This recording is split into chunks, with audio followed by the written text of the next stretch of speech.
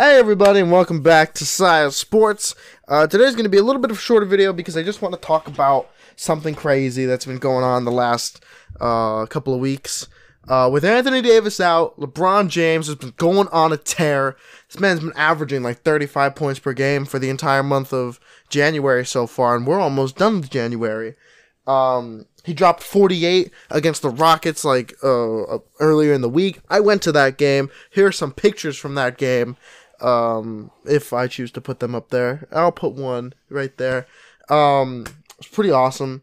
And what's crazy is that he turned 38 years old about a month ago, and he's still incredible. I don't understand how this guy is still probably one of the best players in the league. He's still a top 5 player in the league. At first, earlier in the season, we were like, oh, LeBron's washed. He was only averaging like 23 points per game. Totally turned that around. He's basically doing now what AD was doing all through November, just making people all through early to mid-December, just like totally making people forget about the time you sucked, and like, yeah, a god, just becoming LeBron James again. And that's kind of brought up an interesting question of like, what do the Lakers do? And so I kind of want to just make sure that I can put this out here to kind of just say that I'm going to be keeping a hugely close eye on what the Lakers are doing, especially for the next month until the trade deadline comes. I'm going to be making a couple videos where I talk about the trade deadline across the NBA, and then one specifically about what happens with the Lakers. And for right now, I'm just going to talk about LeBron. We can't squander it, first of all. He is still in his prime at 38 years old. Him now and him a decade ago is like hardly a difference. Like if he was 100 overall in 2013, in 2023, he's like a 98, 97. And I feel like there is still huge potential for this team, for this Lakers team, because even though we've been losing a lot of games, none of them have been blowouts. They've all been super close. And for the last 3 weeks, we haven't had Austin Reeves, Lonnie Walker, Anthony Davis. We've gone without Pat Bev a couple times. We've gone without LeBron a couple games. Just out of the time that those specifically first 3 players have missed, have been roughly like 40 points per game if you were to add them up, if not more. Anthony Davis alone is like a 25, 26 point per game kind of guy. Can give you great defense. Lonnie Walker can be a scorer. Austin Reeves can be a scorer, a bit of a playmaker, gritty on D. So with those guys out of the lineup, we need them back because LeBron is only going to be so good for so long. And if we don't start winning games, then we're going to need to do something drastic at the deadline. And what's crazy is like we're just below 500. I think we're like 5 games under 500, but we're only like 2-3 games out of a play-in spot. And do I think the Lakers are going to win a chip this year? Probably not.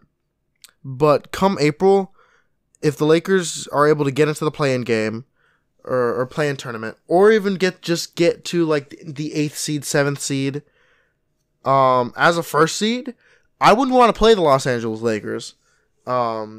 Personally, I feel like even though the Lakers aren't as good as like the Mavericks or aren't as good as like the Grizzlies, I would still much rather face those 2 teams than the Los Angeles Lakers because there's just so much potential on this team. If you were to if everything clicks, like if you were to go up against the Mavericks, are the Mavericks better than the Lakers? Probably, because they have Luka, and Luka is way better than anyone else in the league, probably.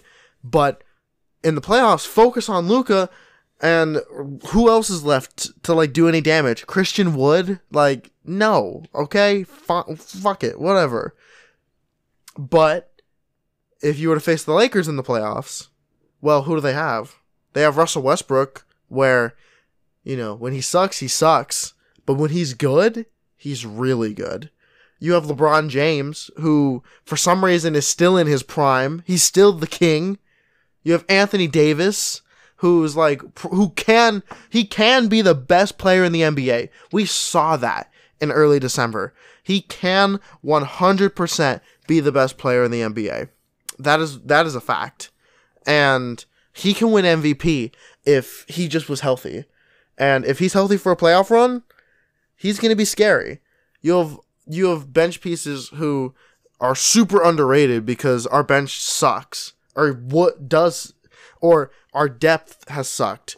But we're at a point where Thomas Bryant, Wenyen Gabriel, Austin Reeves, Lonnie Walker, those guys can provide quality minutes and either play good defense or score or do a combination of the two, to where like those four guys are like decent. Somehow we turn trash into treasure with these four guys specifically. And then you have even further down depth chart pieces like Kendrick Nunn. You got Max Christie. You got JTA. You got those guys who are like trash bench pieces, but we've seen them pop off a couple times. So focusing on those guys is going to be difficult in the playoffs because you can't focus on everybody. And if you focus all on AD, well, then you got LeBron and Russ right there. You can't focus all on LeBron because then AD's going to manhandle you. You can't focus on Russ because that's ridiculous because you got to focus on the AD and LeBron. So having these pieces together, I genuinely believe that we are just health and one piece away from really just being able to contend for the play-in or like the A seed to maybe not knock out someone in the first round, but at least not miss the playoffs. So LeBron is just incredible. And it's all because of him that we're doing anything good. He is less than 300 points now away from passing Kareem Abdul-Jabbar for the all-time leading scorer. And when that happens, it will just be one of the greatest moments in NBA history. And I can just tell that right now. He will pass Kareem sometime soon, within the next month. He will be I think passing Kareem, for me at least, will make him my NBA GOAT. And keep in mind, I wasn't alive to watch Jordan. I didn't watch the 90s. Kobe is like behind LeBron on the list by now.